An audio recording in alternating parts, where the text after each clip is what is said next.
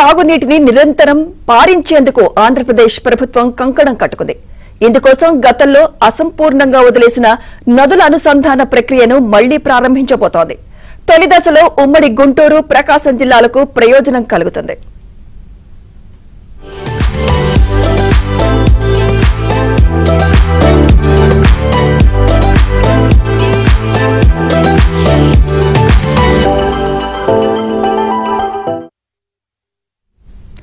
ఆంధ్రప్రదేశ్లో నదుల అనుసంధానంపై మరోసారి కదలిక వచ్చింది.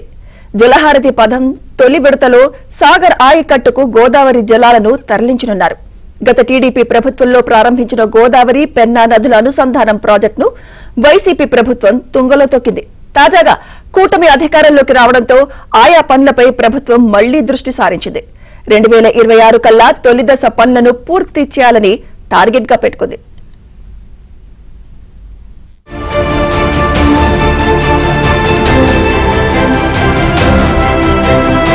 ఆంధ్రప్రదేశ్లో నదుల అనుసంధానంపై టీడీపీ ప్రభుత్వం దృష్టి పెట్టింది. జలహారతి పథకంలో భాగంగా తొలుత గోదావరి, పెన్నా నదుల అనుసంధాన ప్రక్రియకు సీఎం చంద్రబాబు చర్యలు చేపట్టారు. 2018లో పల్నాడు జిల్లా నకరేకల్లు వద్ద గోదావరి, పెన్నా నదుల అనుసంధాన ప్రాజెక్టుకు శంకుస్థాపన చేశారు. అనంతరం మేఘా ఇంజనీరింగ్ కంపెనీకి టెండర్లు దక్కడంతో క్షేత్రస్థాయిలో పనులు కూడా ప్రారంభమయ్యాయి. ఎన్నికలు వచ్చి వైసీపీ అధికారాన్ని చేపట్టడంతో నదుల అనుసంధానం బరుగున పడిపోయింది.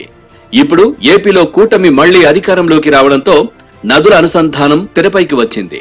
ఎత్తిపోతల పథకం ద్వారా పల్నాడు, గుంటూరు, బాపట్ల, ప్రకాశం జిల్లాలోని ఆయకట్టుకు మహర్దశ పట్టనున్నది.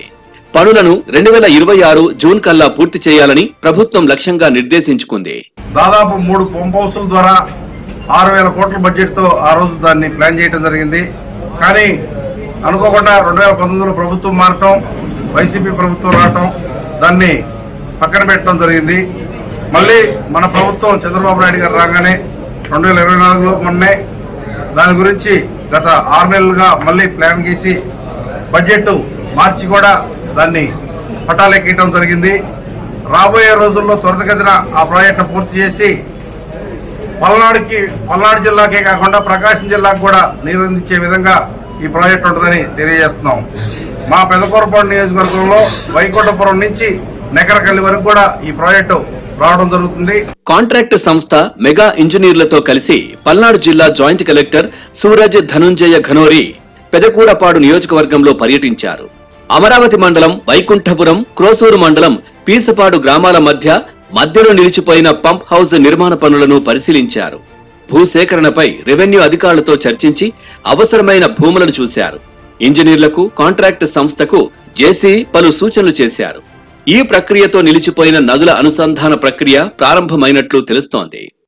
ఎంత మనం పెంచగలుగుతాం, రైతులకి మంచి కంపెన్సేషన్ రావాలి, వాళ్ళ భూమి మనం తీసుకుంటున్నాము, so appropriate compensation should be given. దాని ప్రకారం మేము కొంత వాల్యూ ప్రతి విలేజ్లో పెంచేలాగా చేశాము.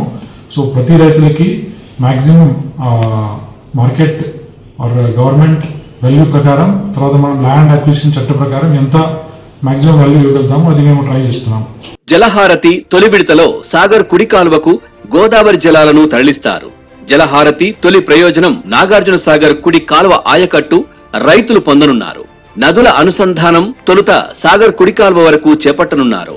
గోదావరి జలాలను బొల్లాపల్లి జలాశయంలో నిల్వ చేసి అక్కడి నుంచి బనకచెర్ల రెగ్యులేటర్ కు తరలించే పనులను 3 దశల్లో చేపట్టాలని ప్రభుత్వం నిర్ణయించింది.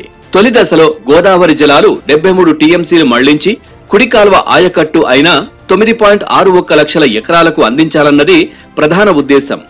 ఈ ఎత్తిపోతల పథకానికి 2018లో సీఎం చంద్రబాబు నకరేకల్లు వద్ద శంకుస్థాపన చేశారు. గత టీడీపీ ప్రభుత్వంలో 6,020 కోట్లతో ఈ ప్రాజెక్టు ప్రారంభించగా 1,016 కోట్ల పనులు పూర్తయ్యాయి.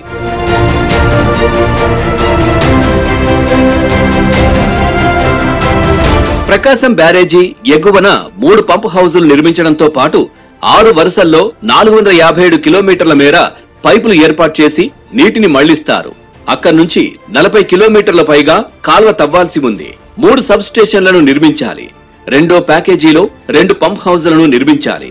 5.65 కిలోమీటర్ల మేర 6 వరుసల పైపులు ఏర్పాటు చేయాలి. మరో 15.95 కిలోమీటర్ల కాల్వ తవ్వాలి. 2 సబ్ స్టేషన్లు నిర్మించాలి. ఈ ప్యాకేజీలో 550 కోట్ల రూపాయల పనులు పూర్తి చేశారు. మరో 2105.82 కోట్ల పనులు చేయాల్సి ఉంది. ఈ నదుల అనుసంధానం ప్రాజెక్టుకు భూములు ఇచ్చి సహకరించేందుకు రైతులు కూడా సిద్ధంగా ఉన్నారు.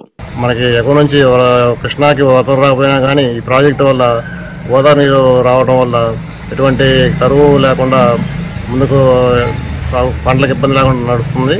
గత వైసీపీ ప్రభుత్వం ఈ ప్రాజెక్ట్ని పక్కన పెట్టేసినట్టే రాష్ట్రంలో అన్ని ప్రాజెక్టులను కూడా పూర్తిగా పక్కన పెట్టేసేసి చాలా నష్టం చేసింది.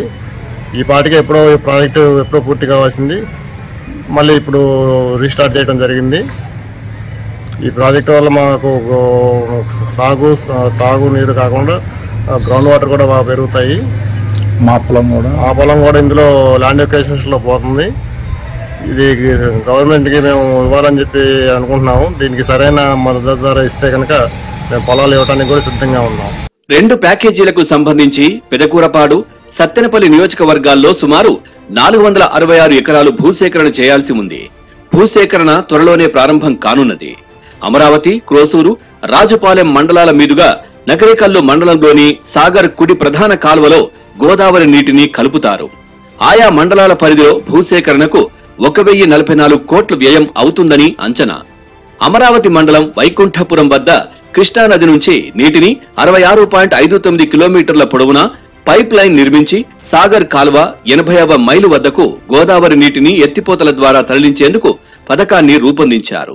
మనకి అదృష్టవశాత్తు మళ్ళీ కూటమి ప్రభుత్వం రావటం వలన ఇప్పుడు ఈ సదవకాశాన్ని సద్వినియోగం చేసుకొని ఈ త్వరితగతిన మరుగున పడ్డటువంటి ఈ ప్రాజెక్ట్ని వెలుగులోకి తీసుకొచ్చి ఎక్కడైతే అక్విజిషన్ రావాల్సిందో ఉందో ఆ భూములు సేకరించి త్వరితగతిన ఈ ప్రాజెక్ట్ని శరవేగంగా నడిపించాలని ఈ రైతులందరూ కోరుకుంటున్నారు. ఈ విధంగా ఈ ప్రాజెక్టు కనుక బయటకు వస్తే ఉభయ గుంటూరు జిల్లా, ప్రకాశం జిల్లాలో ఉన్నటువంటి రైతులు పాడి పంటలతో సాగునీరుతో కళకళలాడుతూ ఉంటుంది.